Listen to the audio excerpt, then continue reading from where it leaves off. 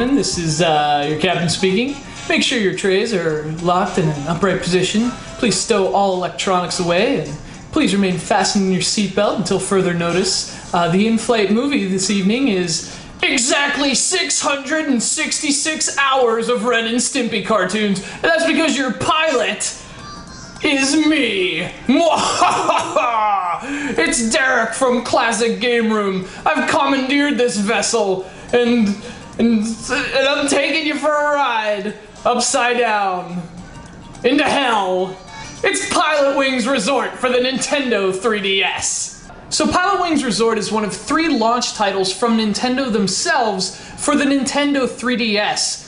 Joining Steel Diver, Nintendogs, and Cats as well. PILOTWINGS Resort is the 3rd Pilotwings game, and what's interesting is that all 3 have been launch titles for their respective systems. The original Pilotwings was a Super Nintendo game, launched with that console. Pilotwings 64 was a launch title for the Nintendo 64. And now Pilotwings Resort returns to the island, Woohoo Island, from Wii Sports Resort, and launches the Nintendo 3DS. And of course, it's fitting that Pilotwings Resort would launch with the 3DS because each Pilotwings game has sort of been a showpiece for the technical advancements of their respective consoles. The first Pilotwings obviously showed off what the Super NES was capable of as a technical showpiece. Even more so, the Nintendo 64. Pilotwings 64 really blew away some critics with the way that it looked, and it was like, wow, it was 3D graphics. It was crazy.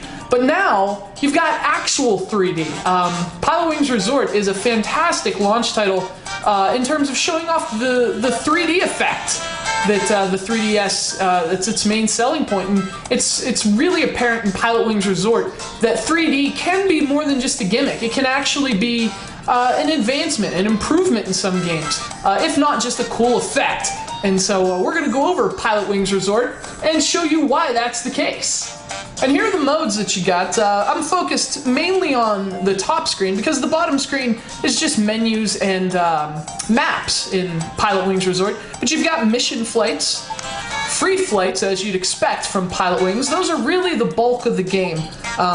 You know, of course you've got options and you've got dioramas you can unlock, as well as your member card. I'll show you my member card. This just keeps track of your total play time, how many stars you've earned. As you can see, I've played Free Flight more than twice as long as I've played Mission Flight. There's a reason for that. One, as most of you probably know, I'm not very good at Pilotwings. If you've seen our Super Nintendo review of the original Pilotwings, I did that review, and man, I'm just terrible at that game. But I gotta be honest with you, Pilotwings Resort is probably my favorite Pilotwings to date.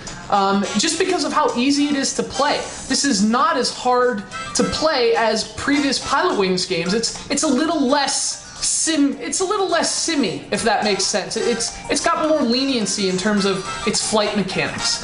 And of course there are multiple vehicles you can fly. You start with the plane. You get the rocket belt.